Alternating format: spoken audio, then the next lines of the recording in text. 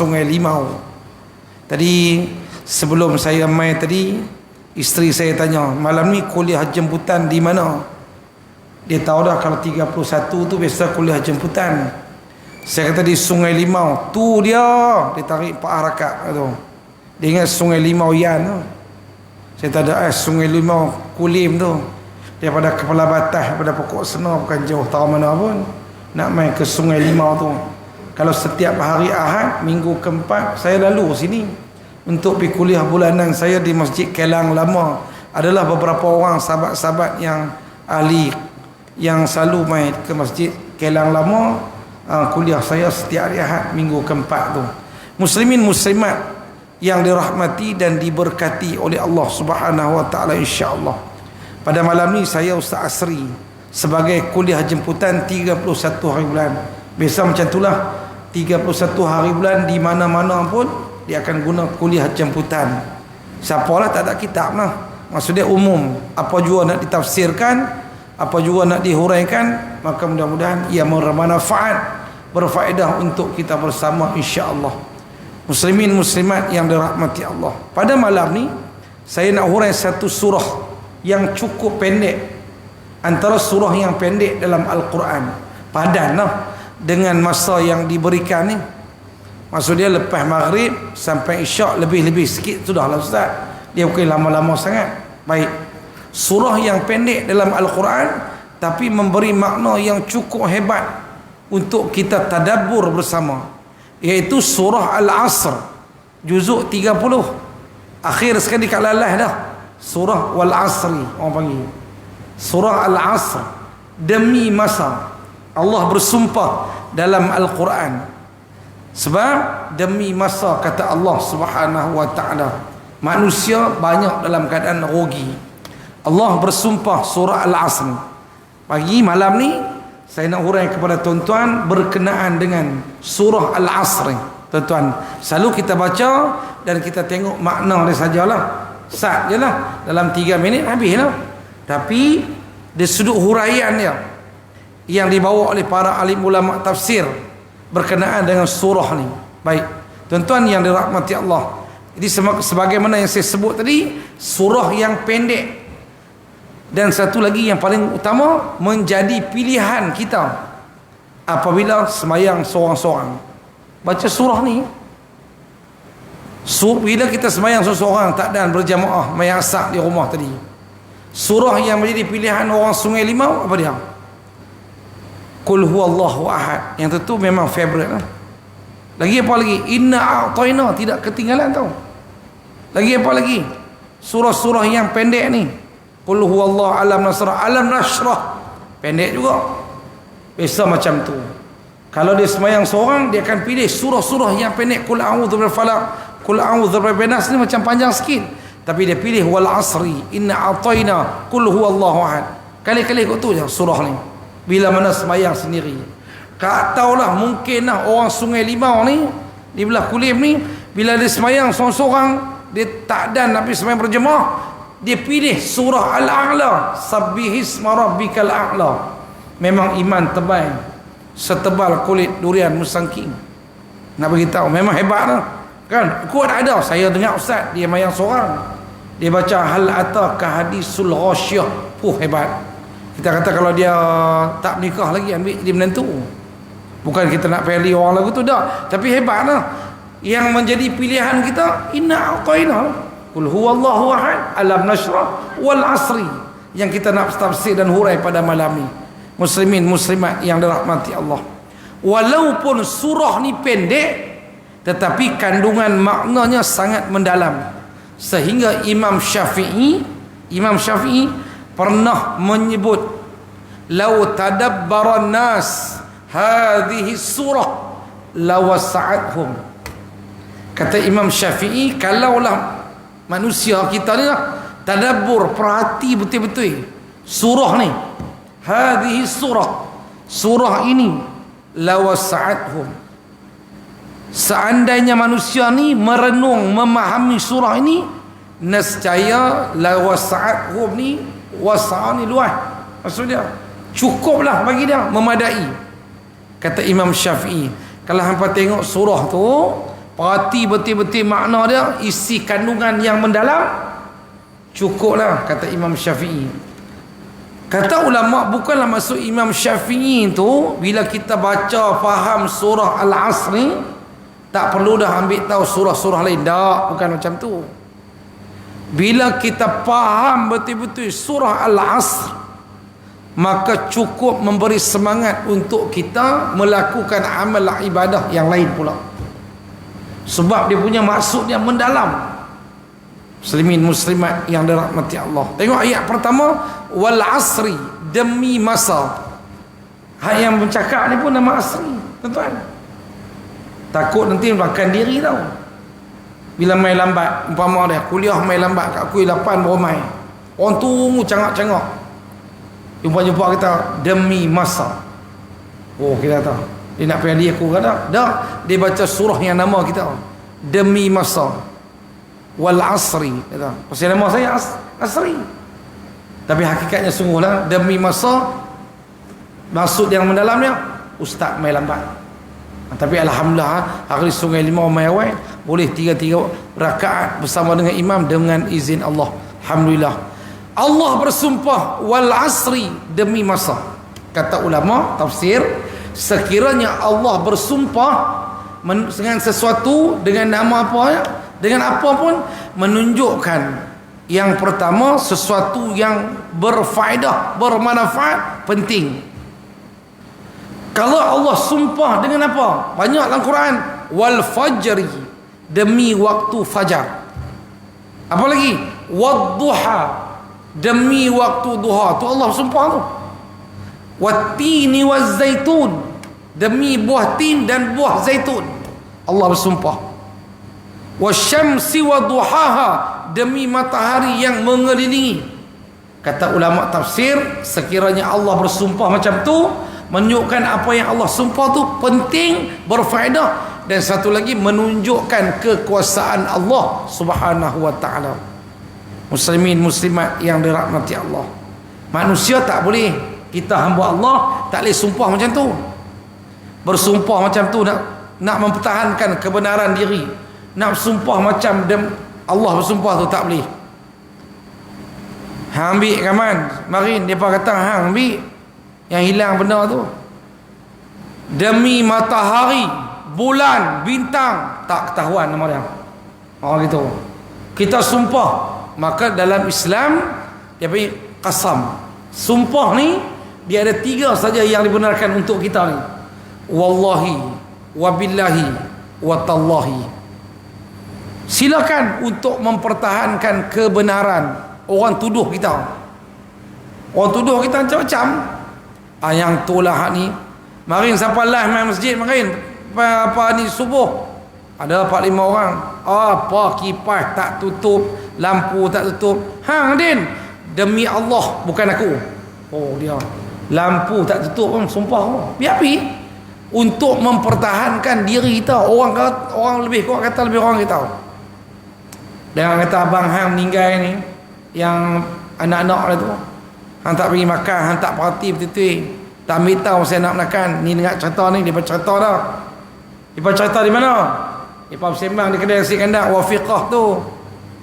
Oh, Wafiqah mana pula kedai nasi kandang. Dia patah hang dengan nak makan, tak ambil tahu langsung. Ni demi Allah aku tak buat lagu tu lah. Alah sumpah siapa boleh. Watallahi wabillahi, tersembok kat dia. Orang nak percaya tak? Kita sumpah sungguh mempertahankan diri kita. Kita tak makan harta anak yatim. Kita tak buat lebih kurang kanak-kanakan kita. Orang tuduh kita macam-macam. Manusia dia boleh hanya bersumpah macam tu. Allah dia bersumpah demi bulan, demi matahari, demi waktu fajar, demi itu, demi ini. Kenapa? Kata ulama tafsir, sebab dia yang menjadikan semua tu. Dia yang jadikan. Bulan dia jadikan, matahari pun dia jadikan, apa semua dia jadikan. Maka dia boleh bersumpah. Kita makhluk. Allah khalik, dia yang menciptakan. Kita makhluk yang diciptakan oleh Allah Subhanahu wa taala. Sebab itu tuan-tuan, Nabi sebut wala tahlifu billah illa wa antum sadiqun. Jangan main-main dengan sumpah.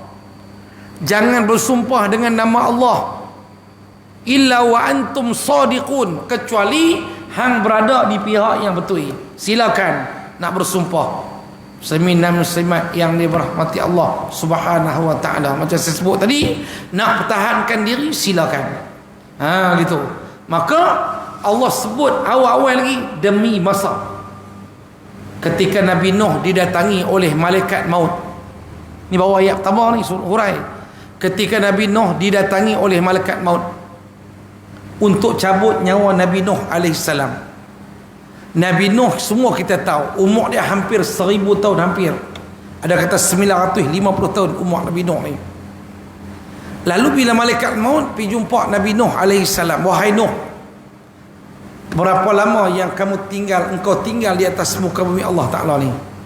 Malaikat tahu Nabi Nuh ni hidup kat 1000 tahun, 950 tahun Nabi Nuh ni. Wahai Nuh, berapa lama kamu hidup atas muka bumi ni? Malaikat maut tanya. Lalu kata Nabi Nuh alaihissalam, sebentar, seketika sangat, walaupun kat 1000 tahun.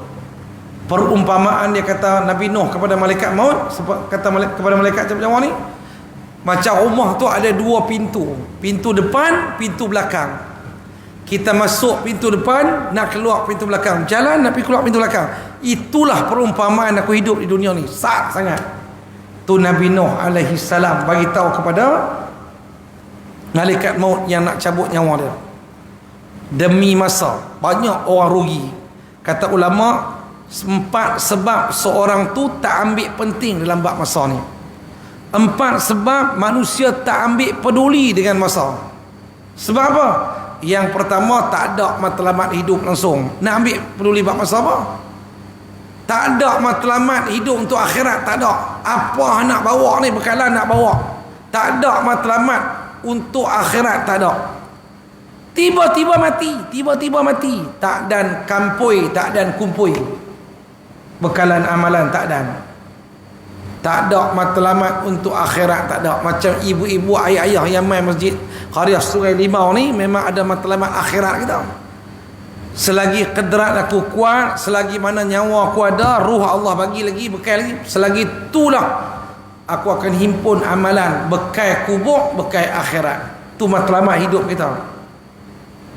Kan Allah sebut wa ma khalaqul jinna wal ins illa liya'budun. Aku tak ciptakan manusia ke jin ke melainkan sujud menyembah aku, illa liya'budun, untuk sujud, untuk beribadah kepada aku.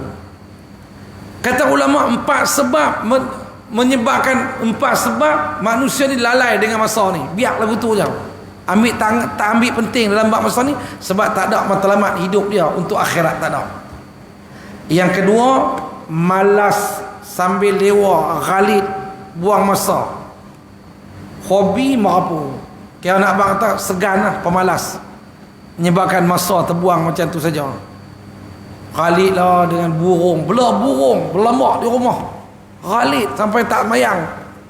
Na'uzubillah. Pi mengai mancin ni tuan nak berapa hari bawa balik? 2 hari, 3 malam, 3 hari, 2 malam. Tu dia masa terbuang itu saja. Betul ke Ustaz?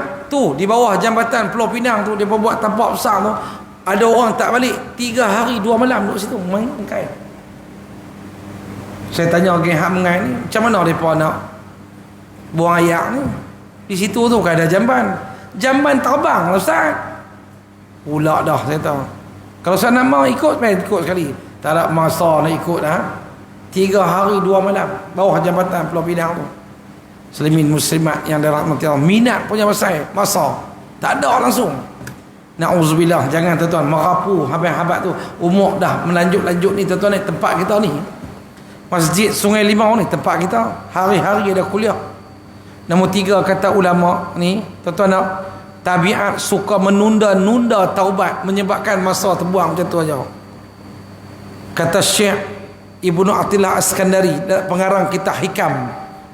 Ustaz Siritno suka mengajar kitab Hikam tu. Bagus kitab tu. Tapi yang boleh mengajar lah. Kata Syekh Ibnu Athilah Askandari, penulis kitab Hikam tu, antara satu tanda kebodohan orang tu tabiat suka tunda-tunda taubat.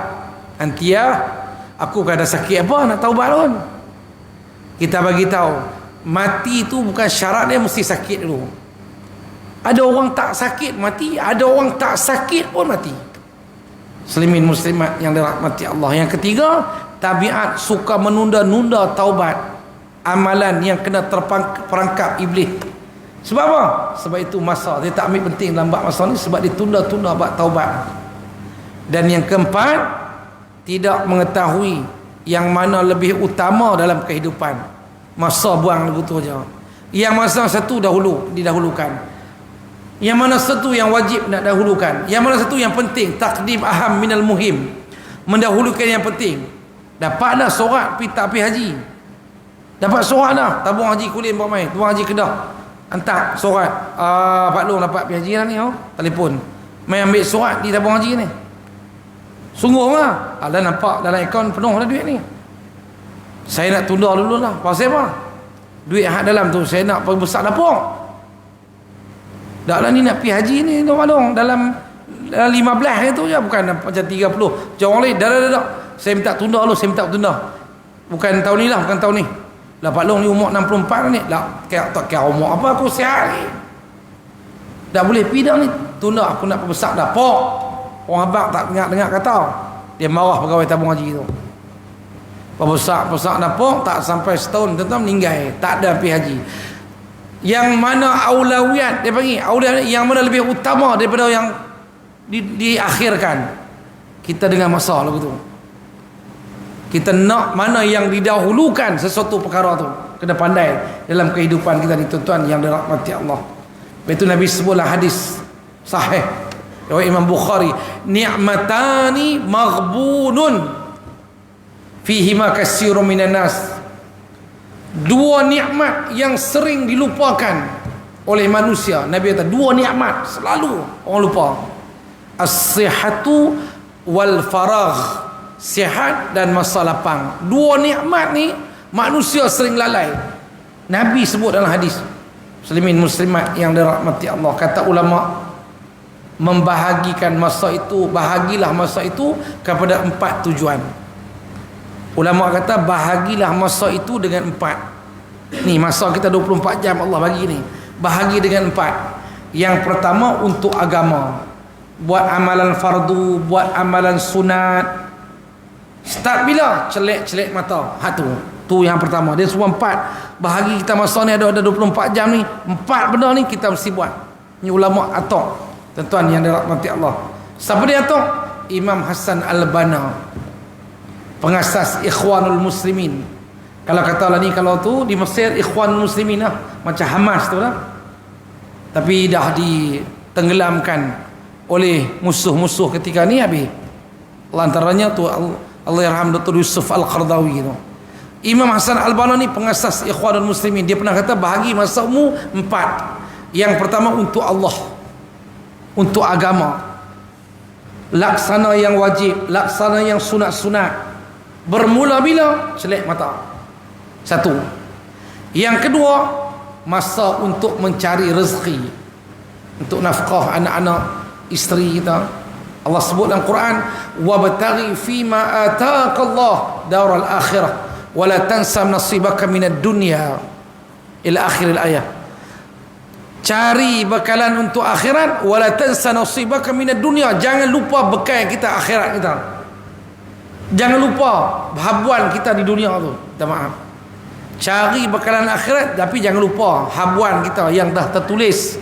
Rezeki kita, kalau haji ni buat pendang, pergi ke laut. Ada kebun getah, motong. Ada kelapa sawit, picok kelapa sawit, jatuh. Ada hak niaga, sila berniaga. Bahagi masa yang kedua untuk cari rezeki.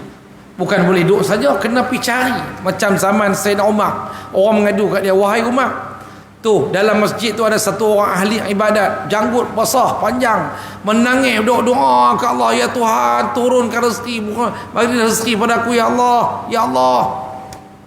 Tapi kerja penyegan, tak mau. Pak belalang ni geng, macam tu. Tapi semayang rajin, tapi pak belalang rajin tidur.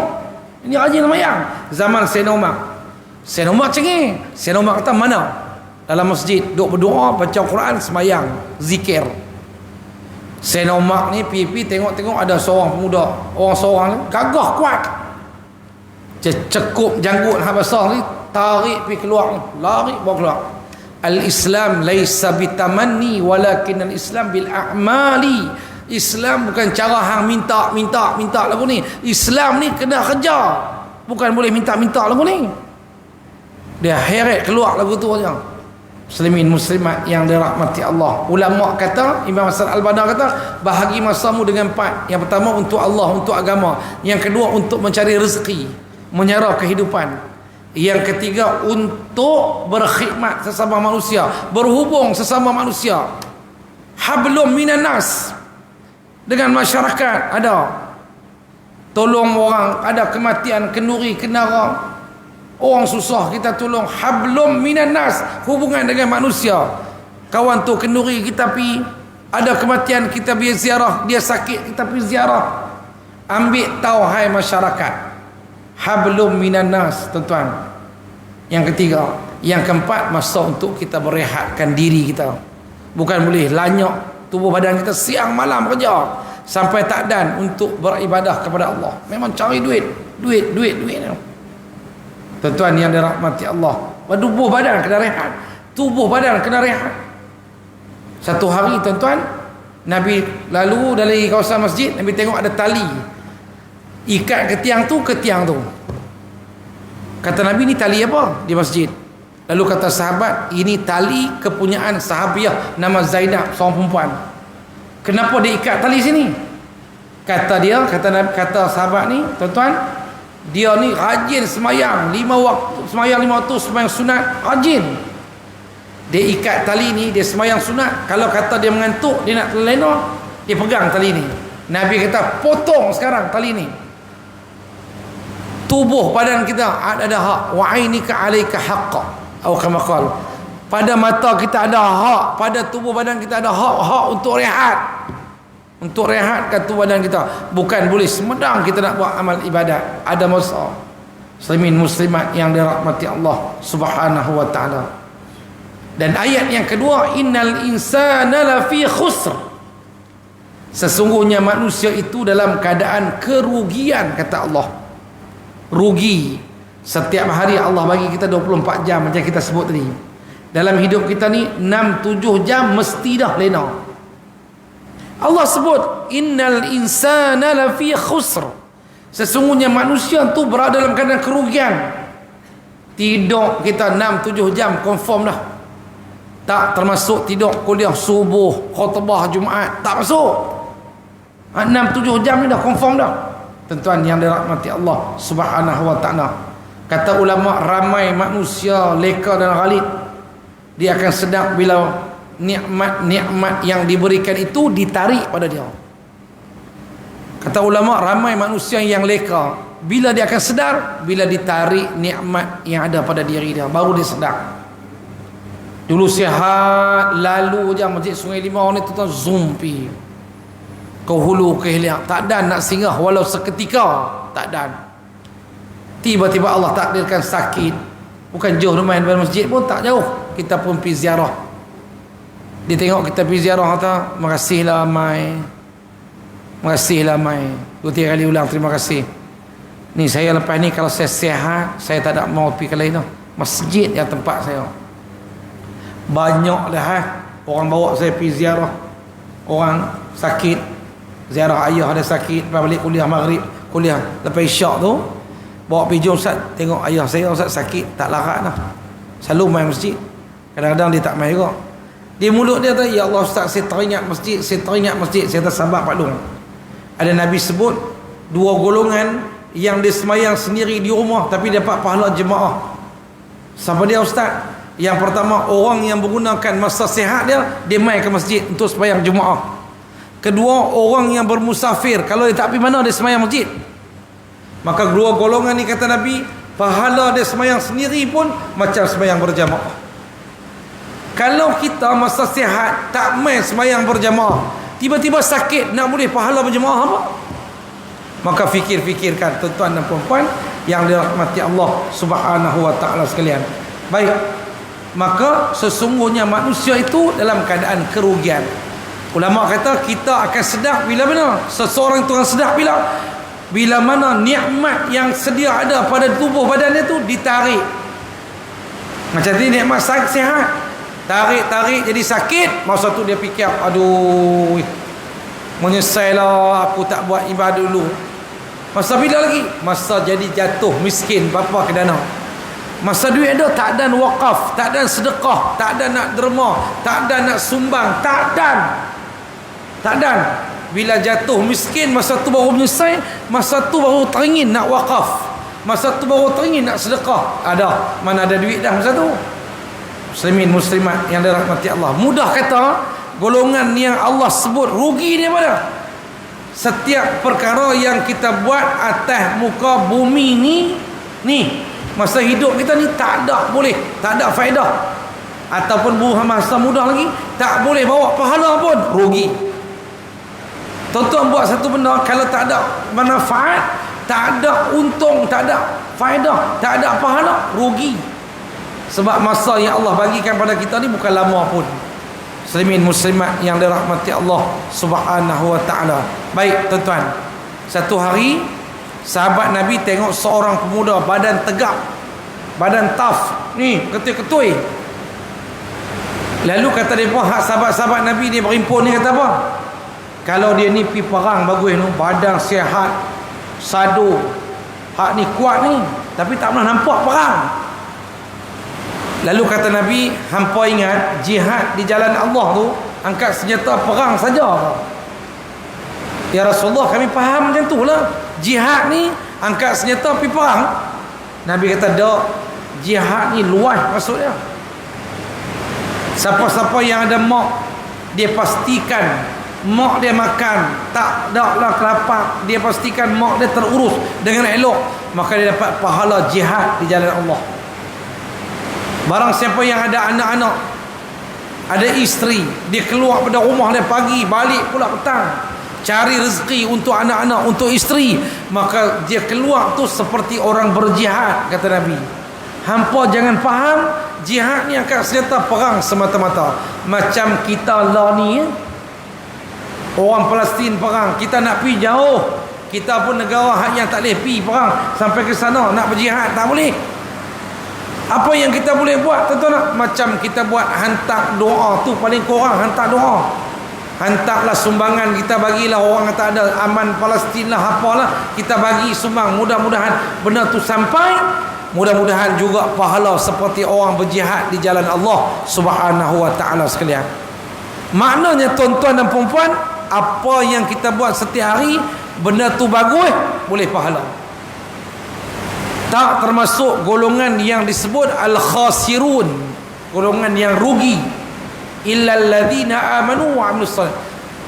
Wal asri innal insana lafi khus. Sungguhnya manusia itu dalam keadaan rugi, kata Nabi. Siapa dia? Kata Allah. Siapa dia? Golongan yang tak ada faedah kerja buat dia di dunia ni.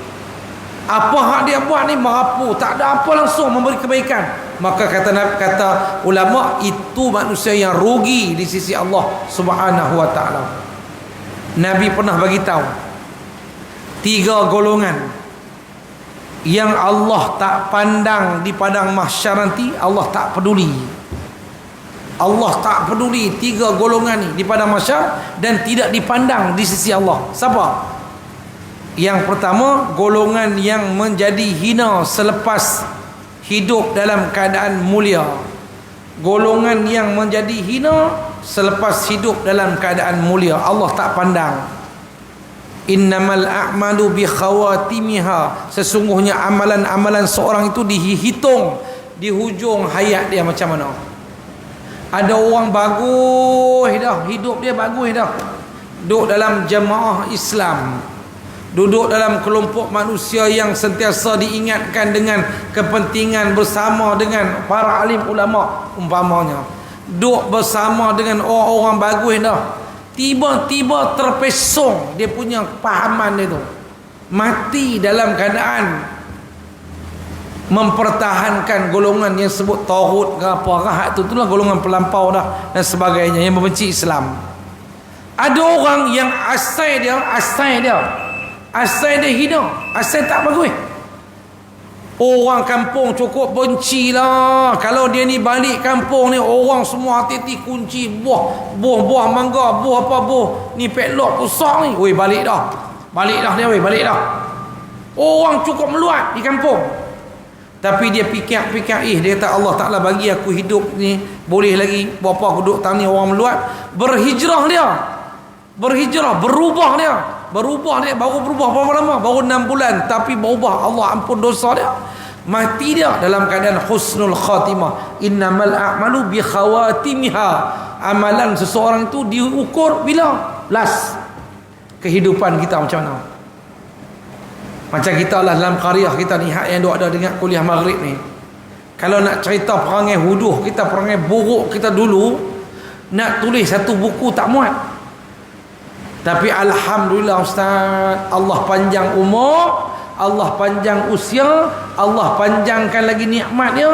Saya boleh duduk berubah. Saya tinggal dah hak dulu, tinggal tak mau dah. Maka yang hak dulu Allah ampun, ni start kita nak berubah ni, buku barunya ni tu nak bang atas rahmat Allah Subhanahu wa taala. Gitu tuan-tuan yang dirahmati Allah. Golongan yang kedua rugi, Allah tak pandang akhirat nanti. Golongan yang ingkar perintah Allah setelah ia mengetahui itu adalah kewajipan di sisi Allah. Dia yakin ataupun dia tahu itu adalah kewajipan, dia tahu itu dosa kalau dia buat, itu pahala kalau dia lakukan. Golongan yang ingkar perintah Allah sedangkan dia mengetahuinya.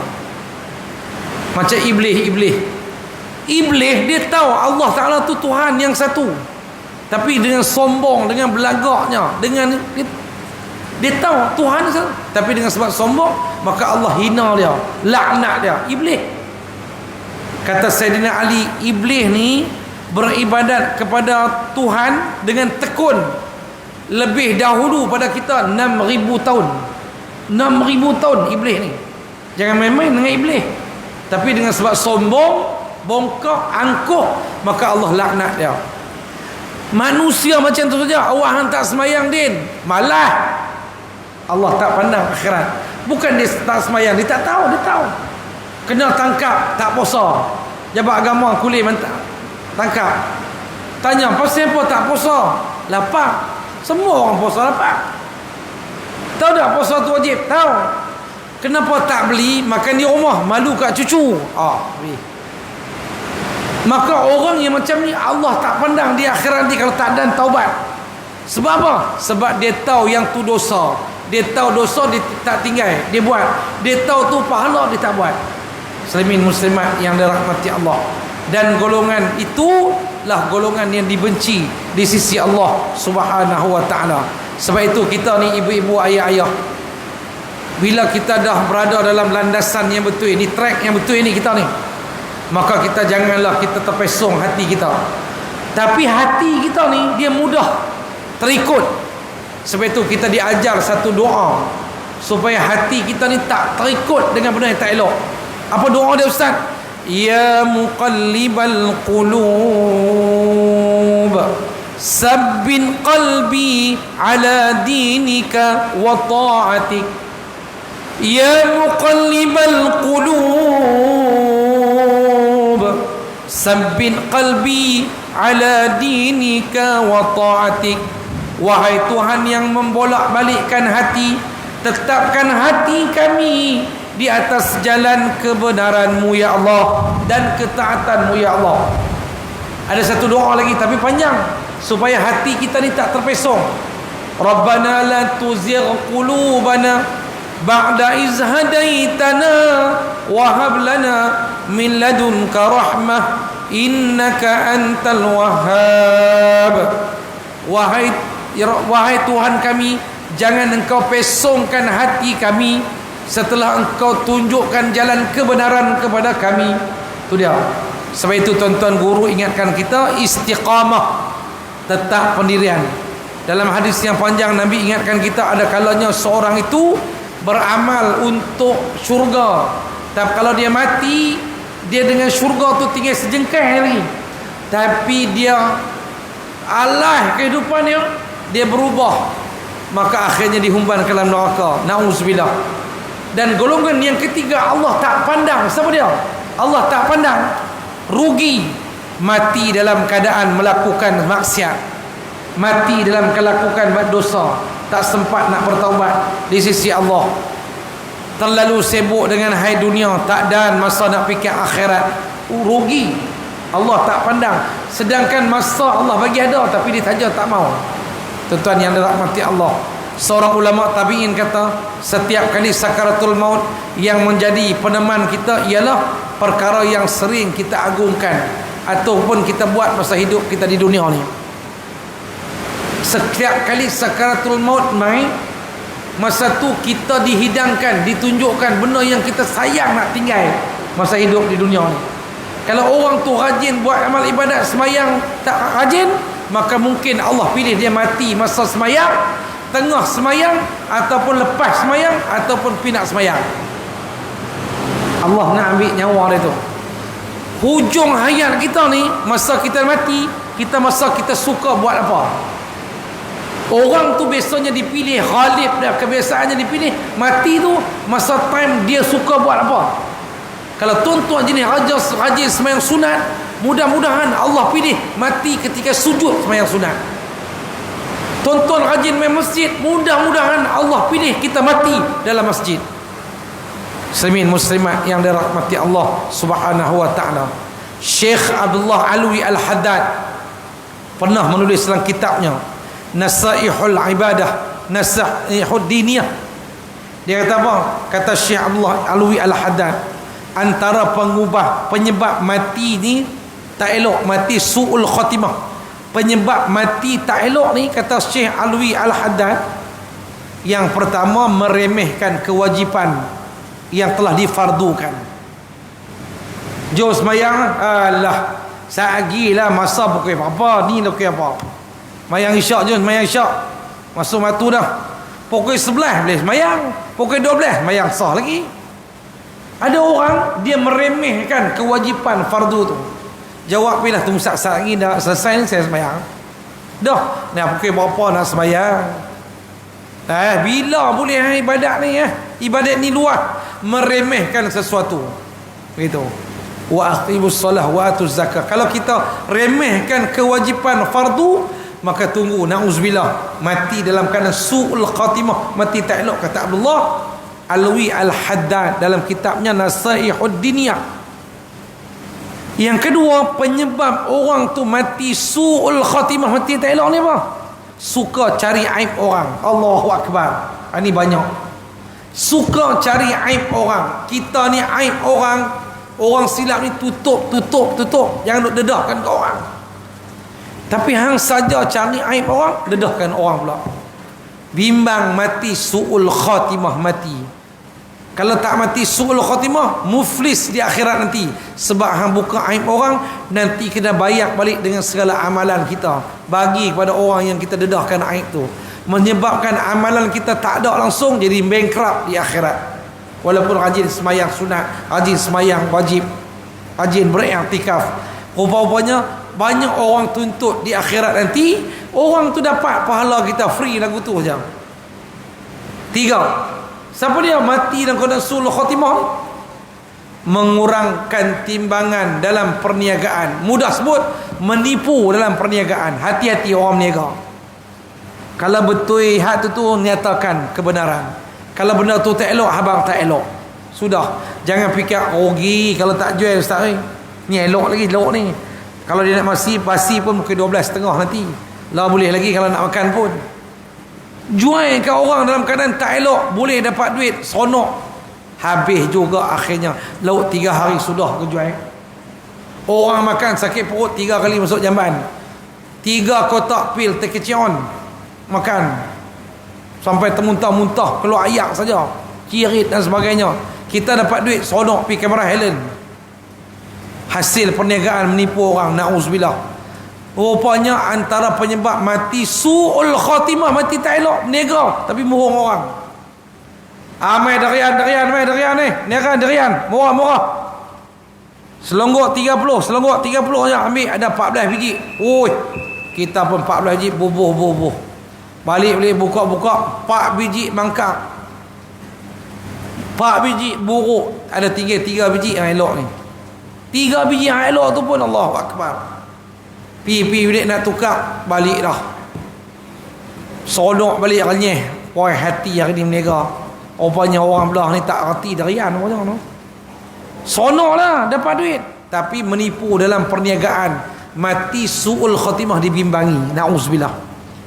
Muslimat yang dirahmati Allah. Dan akhir ayat tu, illal ladzina amanu wa amilus solihat wa tawassaw bil haqq wa tawassaw bis salah. Apa maksud dia? Kecuali orang yang melakukan amalan, tak rugi dah, beriman, melakukan amal soleh. 2 sifat ni untuk mengelak pada kerugian. Illal ladzina amanu wa amilus solihat. Itu yang 2. Yang pertama, orang yang beriman, patuh. Hang hujan ke, ribut ke, bagi dia semayang di masjid tu. Wa amilus solihat, dan beramal dengan amalan-amalan yang telah dia tahu. Dia mengaji, beramal pula. Wa tawassaw bil haqq wa tawassaw bis sabr. Berpesan-pesan ke arah kebenaran dan berpesan-pesan dengan kesabaran. Macam mana tu Ustaz? Cerita apa yang kita tahu kat anak beranak kita. Balik, isteri kita tanya, abang mengaji tadi di masjid, Ustaz cerita apa? Macam biasalah. Apa hak dia dengar selalu tu juga lebih ulang. Dia ulang-ulang juga lah pun, syurga neraka, syurga neraka. Ni bukan masjid ni lah. 2 hari-hari jawab syurga neraka. Dah Ustaz ulah apa? Kalau anak amai lah, dia abang kat bini dia. Bini dia mai, ndak tepi ikut tirai. Laki dia hak main mengaji. Loh, tak duduk di luar, gulung kok daun. Patutlah tak boleh cerita apa. Ketahuan muslimat yang dirahmati Allah Ta'ala sekalian. Wa tawassaw bil haqq. Pesan kepada kebenaran, cerita kepada kebaikan kepada ni dia hari ni aku pergi surat masjid, Ustaz tu jemputan lah. Ustaz mana? Tak tahu, tak jarang main. Aku tak pernah main kat masjid kita. Ke main dulu sekali, pernah main sekali. Dulu nampak kurus, main besar lah badan. Dah cerita sudah lah, cerita badan aku pula dah. Tak apalah, cerita. Dia cerita si surah ni, hak ni paling pendek ni, lagu ni cerita berkenaan ni, golongan. Hak tu wa tawassaw bil haqq. Boleh cerita ke orang lah, ilmu bermanfaat. Wa tawassaw bis sabr, dan berpesan pula kepada kesabaran. Mana orang diuji oleh Allah Ta'ala, dia habaq kat ni, sabar. Ini kata tadi hablum minan nas ni, dengan manusia nak bila ada sakit pi, bukan takat ziarah. Wa tawassaw bis sabr, dia pesan kepada kesabaran pula. Jom kita pergi tengok kawan kita. Siapa? Non mana? Non lah, belakang Long Wan tu, rumah dia. Kaki dah macam mana? Ada mana? Ada buat di hospital. Jom kita pergi, lepas sak kita pergi. Tak apa, kita nasihat dia lah. Kita pun macam mana dia habuan dia. Sampai di hospital, non, ya, makasih main tu. Dia kata kita, saya dah selesai dah dia potong sampai paha kat hati-hatilah, ada bina ayak kita tarik ni. Dia pesan kita lu, kita sengah. Kita main 4 orang. Hang sabar non. Hidup kita ni kadang-kadang lagu tu juga. Dia jadi ustaz pasal lebih putih tak apalah. Kita sabarlah. Ada kalanya orang tu Allah Ta'ala ambil roh, nyawa dia, terus pi, tak ada. Hang untung tau. Allah tak ambil nyawa hang lagi, roh lagi ada lagi. Allah ambil kaki hang je sikit je. Sabarlah. Yang tu untung hang. Kawan hang kena potong tengok je. Tak kena kat hang tak apa, kau buat kaki hang kena potong. Ada orang muslimat yang dirahmati Allah. Kadang-kadang macam tu kita nasihat orang kemas. Tapi kalau kena kat kita lagu mana? Hari tu saya mengajak di Padang Serai. Kita apa dia? Penawar bagi hati. Cerita bab sabar. Cerita bab sabar. Sabar ni ada 3 jenis. Urai kuliah subuh habis. Keluar masjid, selipar saya hilang, kasut selipar hilang. Cari pintu ni tak ada. Kasut raya 39 ringgit 9 upang. Bata balik tau. Beli mahal. 39 mahal lah 39 ringgit 9 upang. Bawa ke masjid. Hilang. Cari tak ada. Dia kata, ustaz cari apa? Kasut selipar tu. Tak ada. Tak ada langsung ni bila. Allah ustaz. Kena kat ustaz tu. Tadi cerita bab sabak, kena sabak tu. Kena kat aku. Tak apa ustaz. Kasut jamban banyak ustaz ambil je. Kasut jamban balik tubuh tu. Gitu tuan-tuan yang dirahmati Allah. Kena pula saya tak. Apa orang kata apa? Dah ustaz cerita bab sabak tu. Yang tu hampa, aku tak faham. Bulan depan mai sayat seorang tak ada. Ni apa dia cerita bab sabak, kena kat dia jerakah kita pula dah. Gitu. Muslimin muslimat yang dirahmati Allah. Tapi sabak tu bawa bila gitu. Bulan depan kita habaq dah. Ni kalau kata ada orang main hantar apa simpan tu. Bulan depan mai tak ada siapa simpan dah. Kira ruyuk dah betul. Kena kat kita tuan-tuan yang dirahmati Allah Subhanahu wa taala sekalian. Jadi itulah tafsiran surah Al-Asr. Surah yang pendek tapi memberi maksud yang cukup mendalam. Untuk kita faham, kata Imam Syafi'i, memadailah memberi semangat kepada kita supaya kita dapat beramal dengan surah-surah yang lain pula insya-Allah. Mudah-mudahan Allah memberkati dan merahmati pertemuan kita pada malam ini insya-Allah. Wallahu a'lam. A'udzubillahi minasyaitonir rajim.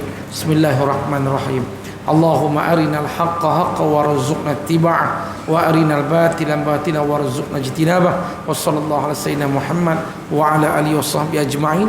Walhamdulillahirabbil alamin. Assalamualaikum warahmatullahi wabarakatuh.